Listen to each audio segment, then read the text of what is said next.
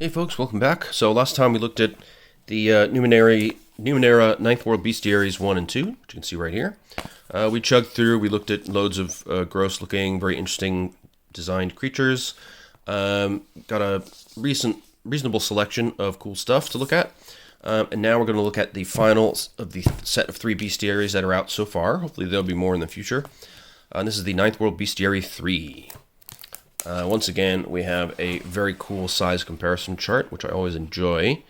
Gives you an idea of the scale. Now, where is our human-sized comparator, if we have one? There must be one somewhere. I'm not sure. I mean, a lot of these things seem pretty gigantic, just sort of generically speaking. But, yeah, there are some very tiny things as well. Whatever that is. Yeah. Interesting. Well, at any rate, a lot of these look pretty nasty already, just in silhouette form. So what do we have here? We have some more content about using creatures in the Ninth World. So understanding the listings, the listing of creatures by level. Then we've got the massive random encounter tables. And then the creatures and characters start on page 20 and go all the way to the end. So we'll just quickly flip through that. I mean, a lot of this I think will be relatively repetitious of the similar pages in the previous volumes. I mean, I guess they don't want to assume that, you know, everybody who got Bestiary 3 also has 1 and 2, which kind of makes sense. Once again, we have a breakdown of creatures by level. And we've got a absolute ton of level 4s and level 5s here. Decent amount of level 6s and level 7s. And then we get just a few level 8s, 9s, and 10s as per usual. Now, the random encounter tables. So these are supposed to include monsters from across all the bestiaries and the new core books as well. So these are the encounter tables you want to use if you've got all the bestiaries, you've got the core books, and you want to throw every possible challenge at your players. So, of course, the encounter tables go by the sort of activity or area that you're engaging in. Roll on the table, get a horrible monster, and throw it into the mix. And there you go. And there's quite a few tables here, as you can see. So infiltrating fortresses, delving underground, going underwater, exploring other dimensions, uncovering an area where nothing should live, an individual mount or pet. Very cool. And then we're right into the creature listings. So we've got the Aorix. This guy looks pretty cool. The Argonide Warden. So he's a level 7. There's only a few of them, numbering less than a dozen. They linger from a prior world, surviving past all reason or expectation, diligently fulfilling a function that is no longer needed. They imprison the wayward and the dangerous, as well as those who venture into facilities, now just ruins, deemed off-limits by long-extinct builders. Okay. So they have 33 health. They inflict 9 points of damage. They have an armor of 3, which is pretty decent. Their speed defense is only level 6, though, due to size. They can attack all within immediate range with a flare of energy. If you fail a might defense task, you are pulled into a tiny artificial dimension and other space, hosted in one of the metallic spheres that pock the warden's bulky form. Oh, cool. Imprisoned victims can attempt to escape once on their next turn. After that, attempts can occur only once every few years, because those imprisoned experience time at a vastly reduced rate. Wow. Okay. An Argonide Warden can use their dimension manipulating technology by stepping up to a very long distance in an instant and still taking an action. They can adjust one of its prisoners' time dilation back to normal for brief periods in order to converse with it or ask questions. Prisoners might use that rare opportunity to try to escape. In rare circumstances, a warden might be convinced by an external party or even the prisoner itself to release it. If communication can be opened, a warden is willing and even eager to converse. However, if it feels the PCs are in some way in violation of a precept, it may still decide to imprison them. Cool. I really like these creatures that have this sort of dimensional manipulation stuff going on. I find that really intriguing. And we have an Argozd, intelligent predators with near-human intellects and the ability to teleport. Sounds unpleasant. We have the Arik Frog, wide-bodied amphibians with lumpy flesh, cold eyes, and metallic teeth. They hunt living prey in the deeps and shallows on the coast, and they scavenge for small pieces of metal they can swallow. Really good illustration there. I love the kind of ethereal glow coming off of them. Then we have the Athamak Sailwing. That's really gross. It looks like a pile of guts with wings. Then we have the Awakened Relic. Sometimes, for inexplicable reasons, a portion of an ancient ruin comes awake, detaches from its parent structure, and begins to wander. Such awakened relics seem more machine than alive, though perhaps a machine that mimics life so well that it has transcended normal biology. The few that have been seen so far appear in the guise of massive humanoid hands.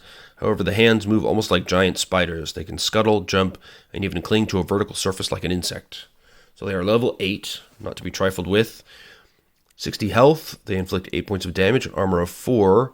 Speed defense is level 6 due to size and speed. In combat, they can focus a beam of strange energy at all targets within immediate range of each other and up to 300 feet away from the relic. The beam inflicts 8 points of damage that ignores armor. Targets struck by the beam must also succeed on a might defense task, or any units of iotum, so that's what you use for crafting, by the way, of level 5 or higher that they carry explode like a detonation cipher of the same level as the iotum. Ouch. Okay. An awakened relic can also batter foes with its massive fingers, attacking up to 3 times as one action to inflict 8 points of damage per attack. If facing a single foe, it may attempt to grab the foe and enclose it within its grip. Creatures are held and unable to take actions while the hand squeezes, inflicting 12 points of damage each round until the target can escape. An awakened relic regains 2 points of health each round in which it inflicts damage with its strange energy attack. It regains an additional 5 points for each unit of iotum it detonates. So, if you have a artificer in your party, be careful. Yeah, watch out for these guys. Then we have the Barathrim. It's kind of interesting. Sort of, looks like one of the creepy angels described in Revelations or something like that. They pose as an oracle or other entertainer at the edge of communities. They reveal a marionette that looks just like a miniature version of themselves. Okay. Fantastic. Then you have the couple variations of the Batrong. We have an adult at level 4 and a calf at level 2. We have the Bazvet Explorer, some kind of automated thing. We have the Beastcoat Infiltrator. So these automatons study common animals, learn their behavior, reshape themselves to match their subjects, and cover themselves with harvested or grown flesh, including fur, feathers, or scales, to infiltrate the creatures they are studying. Gross. And we have the Baug. That's looks like some sort of human, or not human, but flesh and mechanoid hybrid. Pseudo-primates with large mechanical sockets on their backs, and the intelligence of a smart animal such as an ape. Okay, then we have the Bralic. So they're relatively small, these guys here, but presumably they can swarm to cause you a problem. Then we have the Bromir. Bromir is a killer for hire, and he wants everyone to know it. Each past victim is recorded as another scar on Bromir's skin, a tally of his deadliness, and a display of his prowess.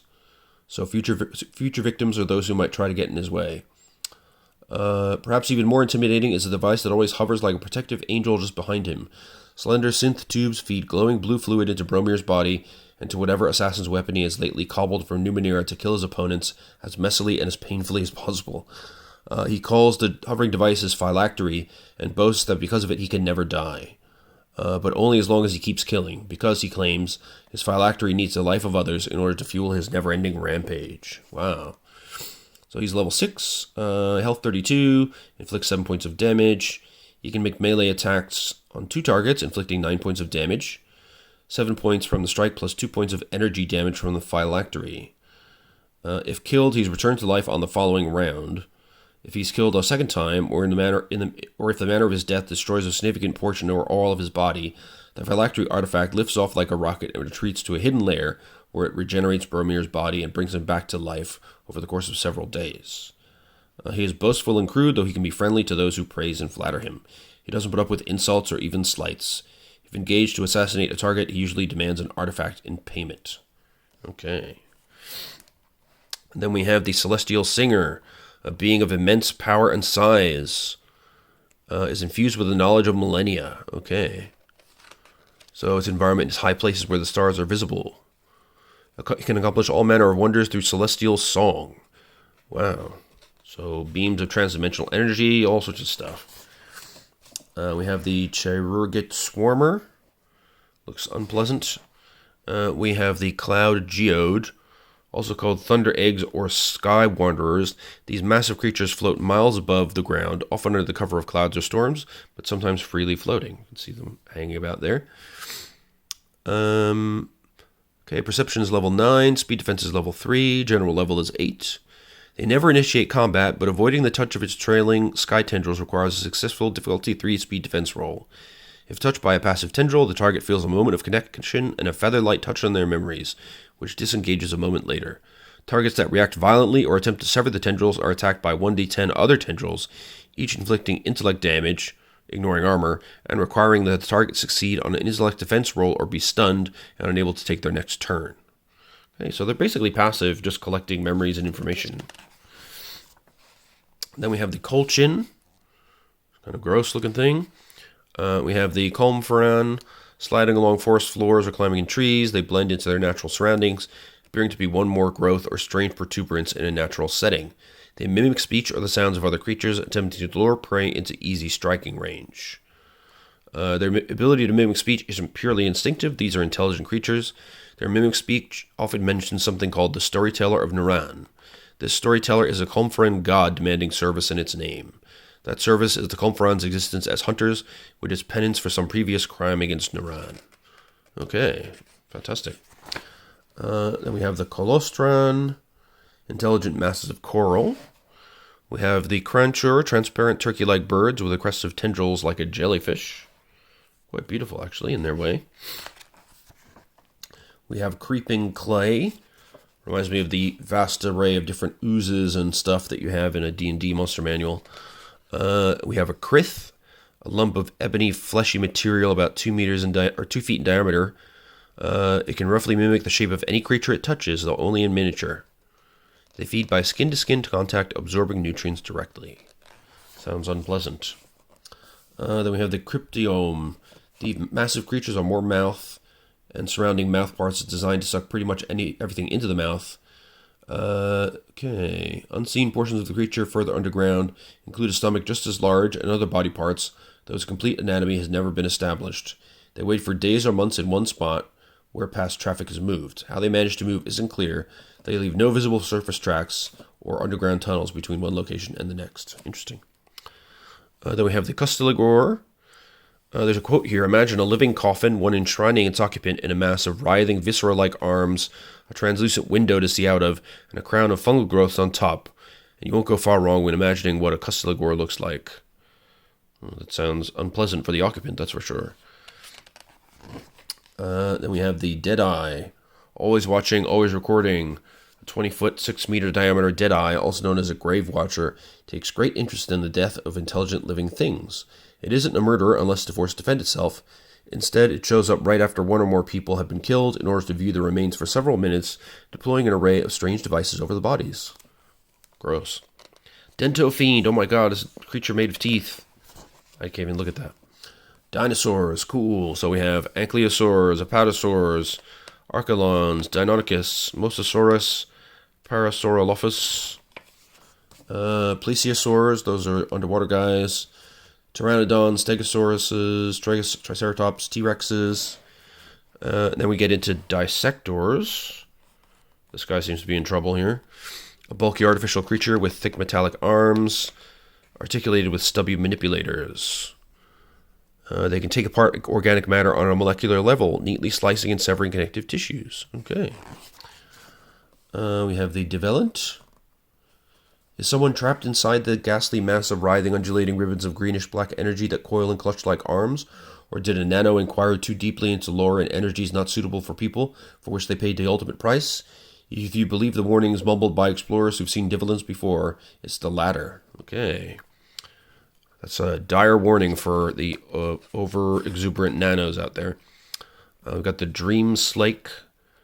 Gross mass of tentacles and far too many legs. The Dritch, a variety of creature that eats a kind of iotum known as midnight stones. We have the Drit Swimmer, kind of cool looking squid thing. They're crab and slug-like beasts that can alter the density and viscosity of soil, sand, and dirt, allowing them to swim through it as if it were water. So they're sort of like land sharks. That's cool. Then we have the Duresh. They're actually extraterrestrial or ultra-terrestrial beings that use humanoid body parts as costumes in order to blend in and observe local human populations. Wow. Okay, they strike out with their humanoid corpses' arms. They can activate hidden ciphers under their disguises. And they openly manipulate ciphers or strike out with their sharp tentacles if they think the disguise is no longer working. Okay. We have Ailish the Shimmer. Oh, so we have some kind of unique humanoid foes in here as well. That's kind of cool. He's got a floating eyeball thingy here. Let's see. The eldest daughter of wealthy nobles. She was bored and spoiled, enjoyed stealing things and causing trouble. One life-changing theft from an Aeon priest was of a glass jar of sparkling blue motes, which she accidentally broke.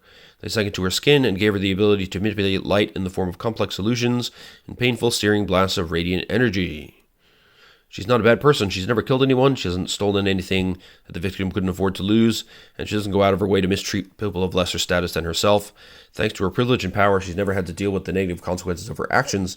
So she continues to escalate her hobby, taking greater risks and stealing more valuable things just for the excitement of it. Okay. So she shoots searing blasts of searing light up to short range. She can create terrifying illusions that affect up to 3 people at long range, who must make an intellect defense roll or flee for 1 minute. She can also use her illusions to disguise herself. All right. And then we have Eggy. Body taking on the coloration of whatever is around it, remaining utterly still for hours at a time. The sudden appearance of its frog-like head and wasp-like body, twice the size of a human, startles prey into a moment's confusion. Okay. Then we have the Ethervore. Always ravenous, these tentacle-armed, 3-eyed creatures made of mud consume everything, including people. We have the Excogitate. Looks like a horrible robotic skull thing. The Fane Scavenger. We have a Phelbus. Wrights and other crafters find Phelbus to be very useful, but also destructive and frustrating. Okay, so they contain Cipher and Shin. So I guess they're good for salvage. We have the Fired Zeke. Armor plates that glow like embers cover this dog-sized creature's back and sides. We have the Galoan. Looks kind of like a dodo bird a little bit. The Ganthanhar, a race of advanced beings who experimented with extra-dimensional energies to make themselves immortal. Well, that's what they claim, anyway. We have the Garapacian. What is that? Large, multi-limbed creatures that patrol and hunt for several weeks at a time. There are a large swarm of insects. Gross. Gear Weevils. Are they machines or are they alive? A little bit of both. These palm-sized creatures are a fusion of insect and seemingly random machine parts. Okay, we have the Gianku. Look how long and gangly that thing is. Long as a tall sapling, pale and tacky as corpse flesh, sharp as spears, and quick and fleeting as leaves in the wind. They have unparalleled mobility. Alright. Glass-faced Ving. Odd reptilian creatures with cylindrical bodies, no forelimbs, 2 flexible tails, and a snake-like head. The Glaxter. Again, far too many eyes. Not going to worry about that one. Glesnik. Warty eel-like fish that can reach 100 feet, 30 meters, or more in length.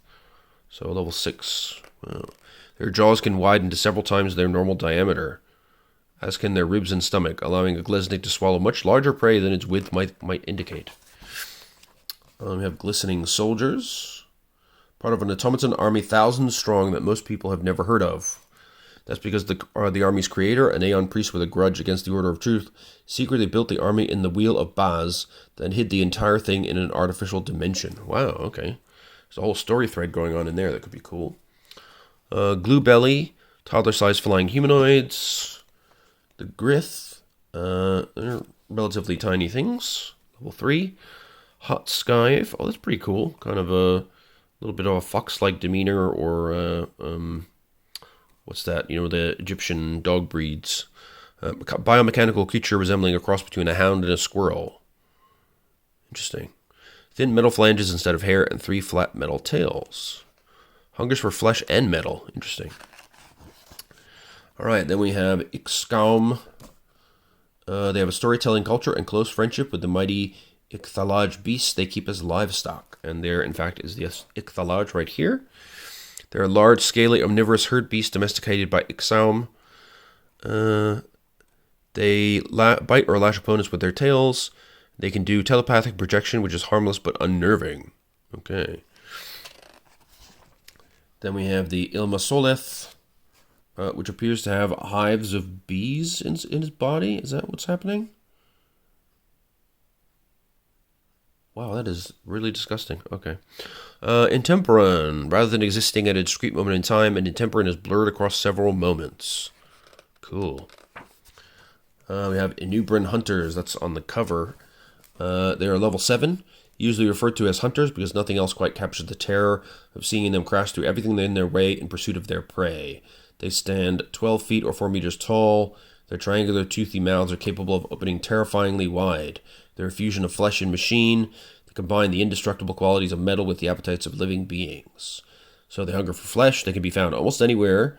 They have 27 health, inflict 10 points of damage, 3 armor. Speed defense is level 5 due to the size. Stealth task is level 2, so not very stealthy. They tend to bite and rend their prey. They can lunge up to short distance in any direction, even straight up, and make a bite attack as part of the same action.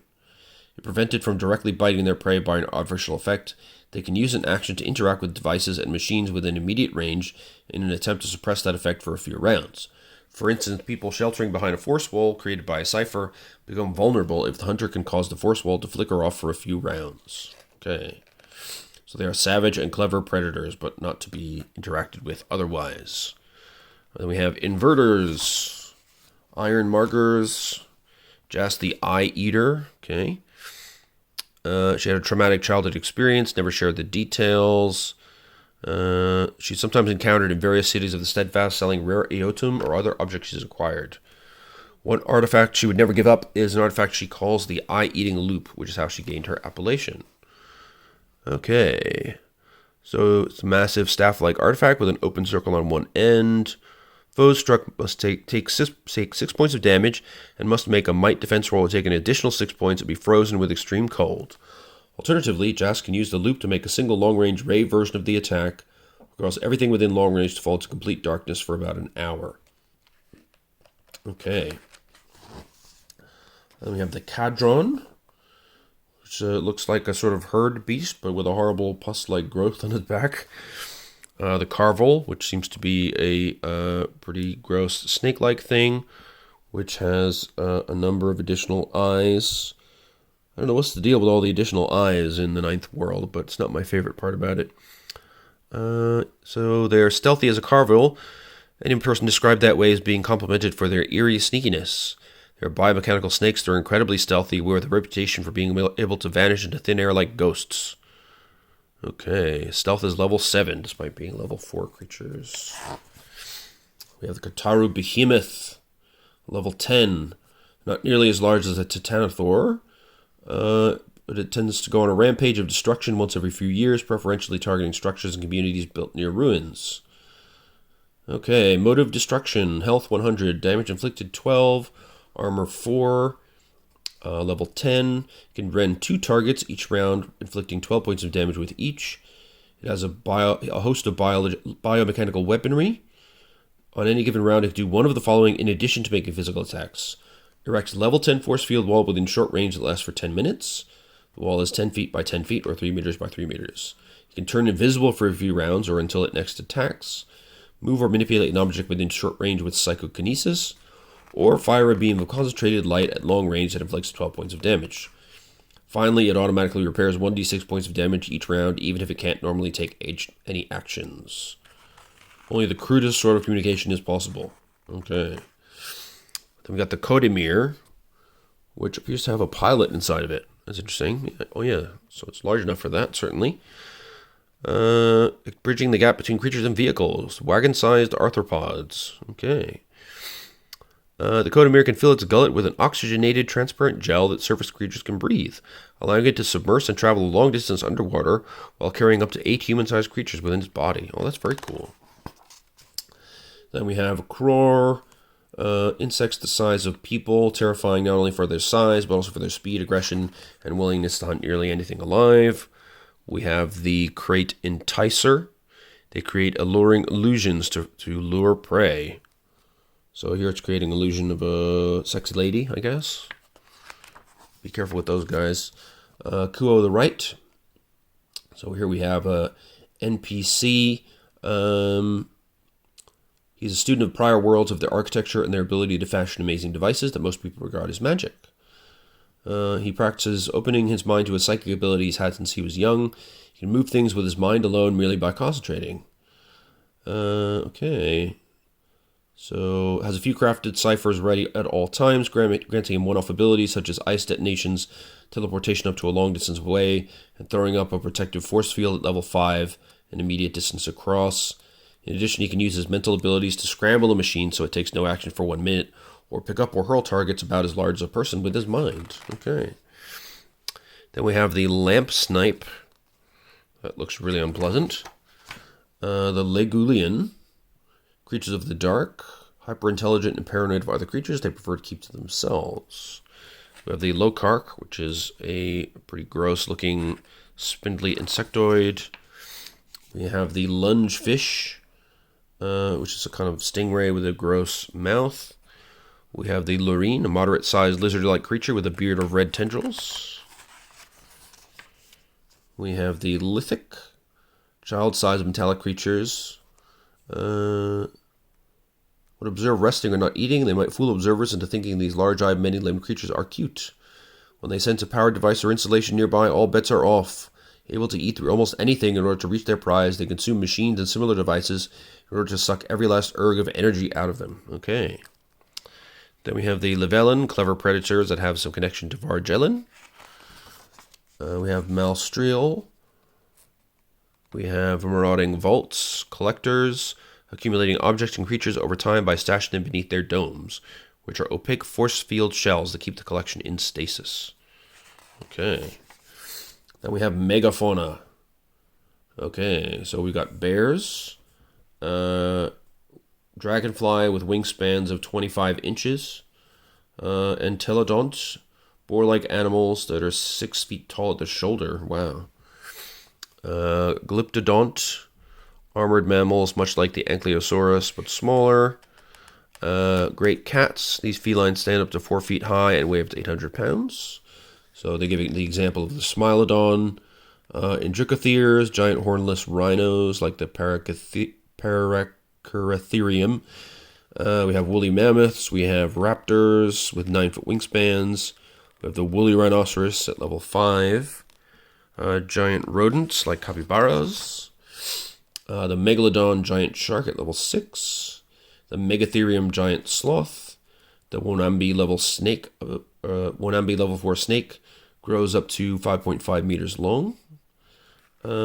Giant turtles, 3 meters in diameter, weighing up to 5,000 pounds, or 2,300 kilograms. And then the dire wolf, of course, level 4, health 16. Okay, then we have the Mego. Amorphous, noise-eating Mego consumes everything, starting with sound, but quickly moving on to the flesh of any creature it has stifled with a touch of one of its sound-draining tentacles.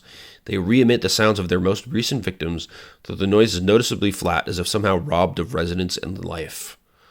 Yikes. We have Mesotemus, surrounded by a glob of horrible green stuff. It can use its breath to cause the following effects. Calm.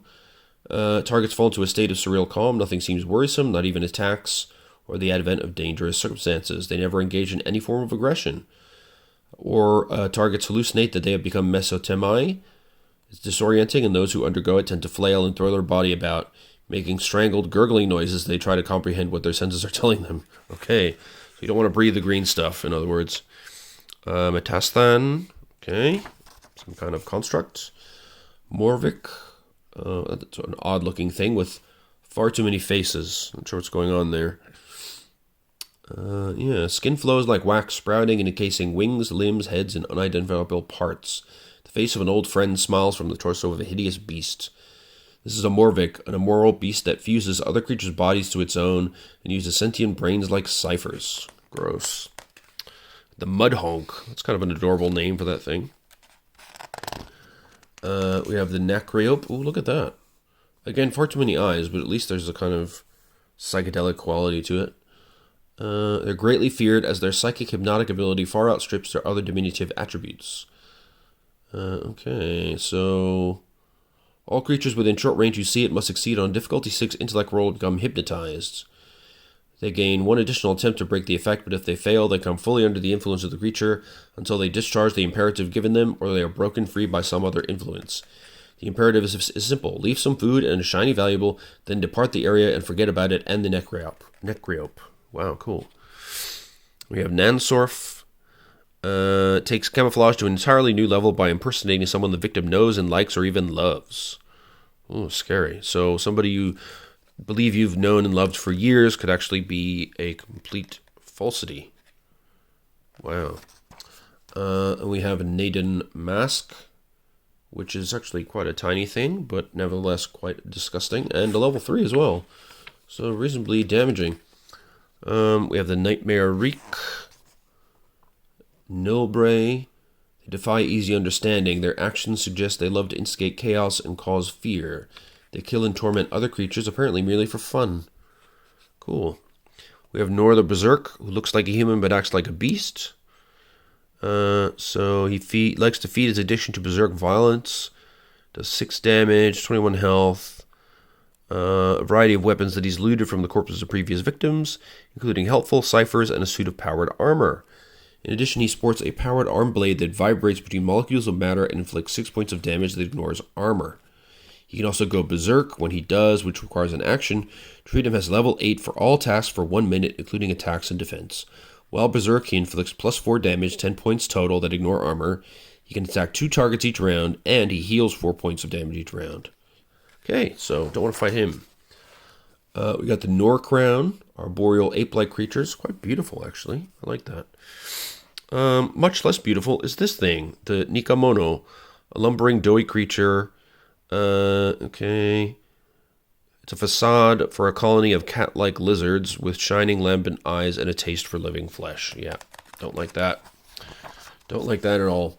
Then we have the Odge. Powerful energy beings left over from a prior world. Level 9. Okay. They can be found anywhere, even in space.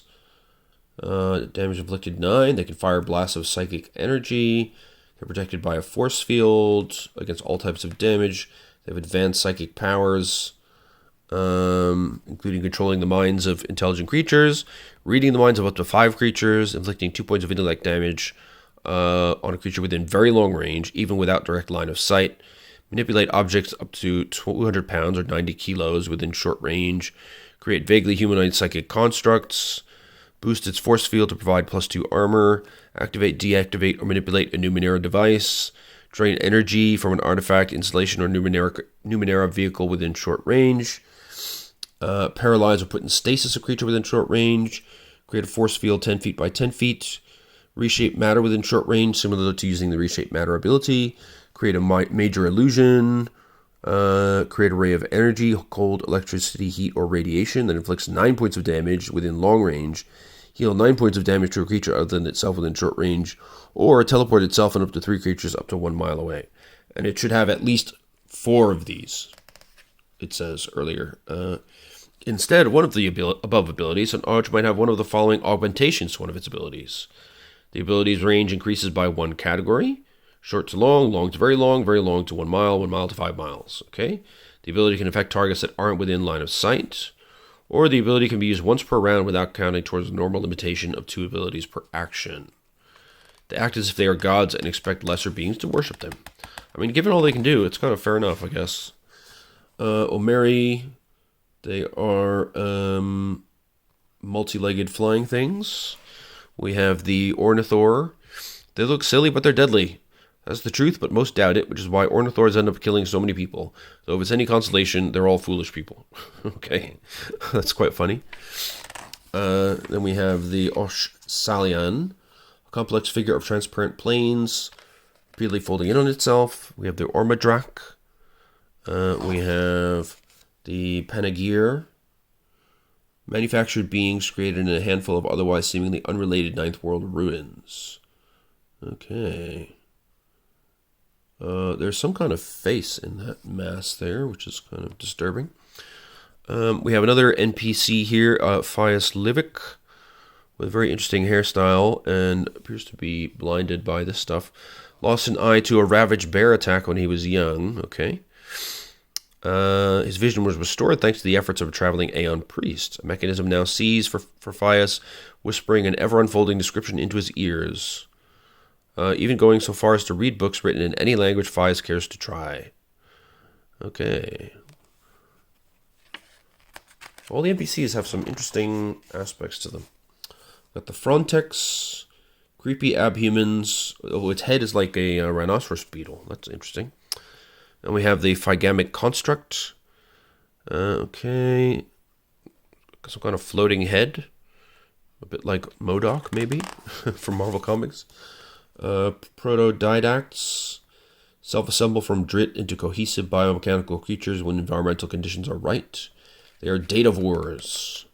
So they like to connect to any machine or living creature that possesses knowledge. Okay. We have Kanaths. Those are the floating things from the cover. Always screaming, a curse of the air, not quite avian or mammal. Their screams are annoying at a distance, but dangerous up close.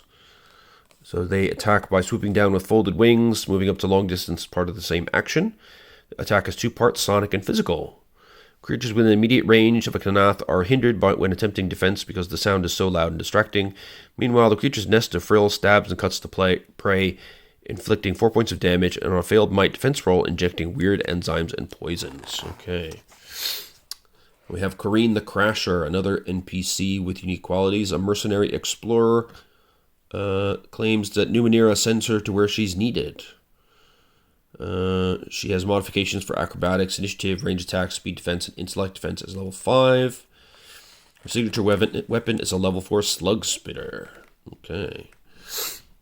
Got the Quagma, a swirling mass of phosphorescent liquid. The Rangifer Blight. Interesting.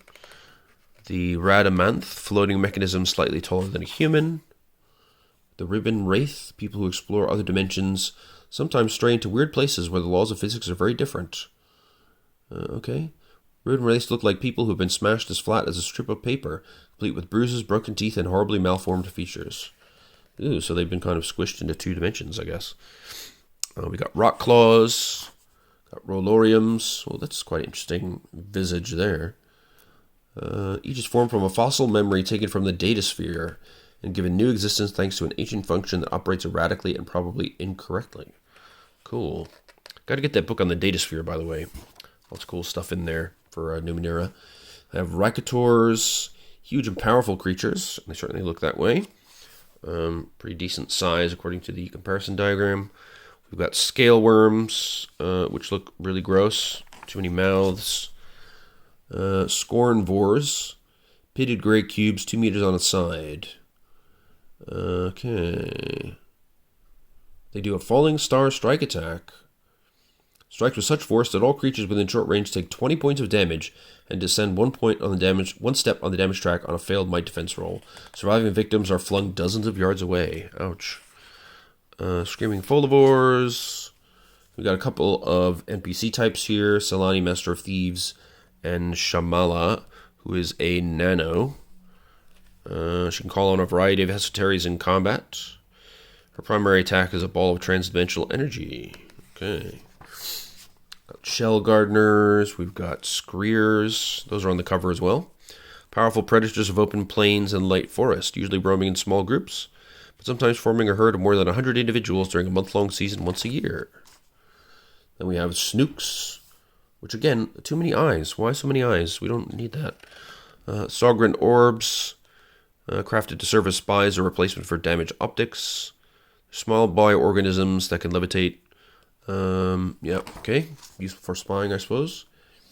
Song of It resemble giant fish with oversized heads and tiny bodies. Then we have a Splinter Tangle, which looks too much like that tooth monster, so I'm going to skip that. Spore Wing Lizards.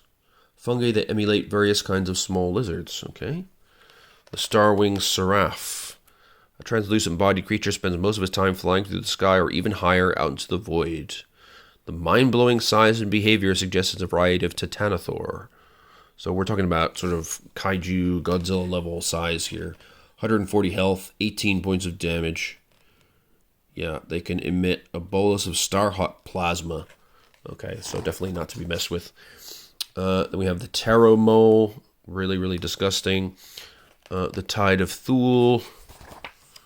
Timeline Cadaver. Okay. Interesting. The Tuglim. Some kind of abhuman with a bat companion of sorts. So, not everything with a hideous appearance is a threat to humans. Okay, so they're actually okay.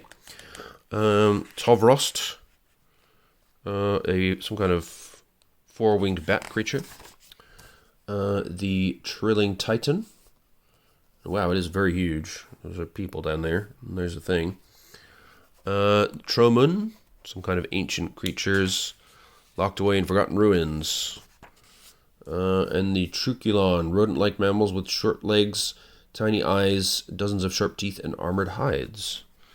Then the Tunnel Seal. Rubbery pink elongated beasts with wrinkled skin and an unpleasant demeanor. They also look quite unpleasant, I have to say. The Tigdog. Resemble thin, long-legged giant spiders. Nope. Tiriajas. Caterpillar-like creatures about half as tall as a human. Ubis. Capricious automaton hordes. They lair in ruins or sometimes in hidden areas within large human communities, where it uses its abilities to break into homes and steal valuables and ideas from sleeping humans. Alright, so they can even make you forget your own name. Interesting. Some kind of land-based hammerhead shark type thing. The Uthalic Bee. Metallic insects as long as a human's arm that builds hives out of foul-smelling ice instead of wax. Vidasco, sometimes called vomit vultures. These brightly colored birds have sponge-like organs on their necks and chests. They produce a liquid acid that the birds use to start digesting their food before they eat it. Gross. Vakim, toothy and fat. They're lanky and efficient desert predators that are much more intelligent than a typical animal. It seems like they can be companion creatures. They're affectionate and fairly smart, understanding concepts like love, loyalty, mercy, and shame. Oh, that's cool. Then we have Valds. Massive, always moving land vehicles, which they call their mother rover as their homes. So they're kind of a nomadic race of human types. Vapor lice that reside in the sky among clouds. We've got the Veronic, huge lizard 7 meters long. The Veteran, the Vehemence, resembling the bones of a corpse that is not completely rotted away, but lurches to life and rapidly closes at the distance. It's revealed as a nightmare of fused machine and dead human remains. Then we have the Venson Hool, house-sized war machines, a mixture of living and machine parts, awkward in land but graceful and awe-inspiring when flying. Wow, so they can reach speeds of up to 1,800 miles per hour. Holy moly. Okay. So they can easily follow you wherever you want to go. Veriloquent Mist. Smell triggers old memories of lying. You begin to feel stretched if your skin is being pulled in the opposite direction. Then the pain begins. Pain becomes agony, and with that pain comes knowledge. You've been judged a liar, and liars get turned inside out. Oh yeah, look at that. I just watched an episode of The Simpsons, a rerun, where there was a fog that turns people inside out. Then we have a viscous approximator. Looks too disgusting. Look at the intestines gooping out there. Vordcha. Yeah, I guess that's that guy. There's a few types of those. We've got Charms, we've got Mech Beasts. What else we got? Oh, nope, we're on to Wax Riffs now. Well, that's kind of gross. Do they have eyes or anything? Or just tentacles? Yeah, very awkward looking thing. And we have a Woad Seeker. That's kind of cool. So, yeah. They resemble plants. They tend to stand motionless for long periods, but they can quickly break away to scuttle forward on newly formed elastic limbs. Then we have Zarin of the Storm, another NPC type. She can absorb and discharge energy in all kinds of ways. Likes to emit a ray of energy at a target up to long distance away for 8 points of damage. She can absorb both kinetic and pure energy. Up to 5 points of damage she would otherwise take per attack. After she does so, her next attack inflicts plus 5 damage for a total of 13. Ouch. Then we have Ether. An Ether lives a day or two in the body of an unsuspecting host. enjoying that creature's life as if it was theirs, then moves on to a new host through direct eye contact. Constant seekers of novelty, but not malevolent by and large. Interesting. Then we have Xanaroth. Well, that looks really gross, whatever that is. That looks even more gross. What is that? Lemur-like primates have a large transparent synth lens instead of a face, which the creatures can use to project still or moving images like a recorder headband. The panel functions as the creature's eyes as well as its means of communication. It shows hypnotic images or appealing lights to attract insects it eats, eyes and facial expressions when curious with strangers, and soothing colors to anyone it is bonded with as a pet. When threatened, it can rapidly strobe its lens, disorienting opponents. Alright, then we have finally the Zularan Sentinel. And some creatures for daily life, so common, wild, and domesticated creatures. So a few of these are going to be repetitious from the other bestiaries, but we do have some new additions in here, including like raptors, owls, and stuff, tigers, turtles, companion creatures by level, which is handily broken down. A few more possible mounts, presumably including the new additions from Bestiary 3. And then at last we're done, except for the gigantic poster version of the size comparison chart, which is a really cool addition to have. Obviously, it's too big for me to show you the whole thing, but you can see that it is, in fact, a larger version of the comparison chart on the end pages of the book. So, yes, in a mere hour and 46 minutes, we've managed to cover the 3 bestiaries for Numenera. Again, sorry for my wordiness, but there's a lot of exciting ideas in these books. Really recommend them for Numenera enthusiasts, and if you're just looking for ideas for creative creatures for any game, I think you could do a lot worse than picking these up. So that's the Numenera Ninth World Bestiaries Volumes 1, 2, and 3. I've got some more stuff for Numenera coming up, so look out for that. And also got some books for the Strange and the Cypher System more generally. So I'll keep covering the Cypher System stuff as it comes in. Until then, I hope you all enjoyed the video. Let me know in the comments what you think about the 3 volumes of the Bestiary series. And if you have any questions, of course, hit me up in the comments for those too. In the meantime, take care, be well, and see you next time. Okay, bye-bye.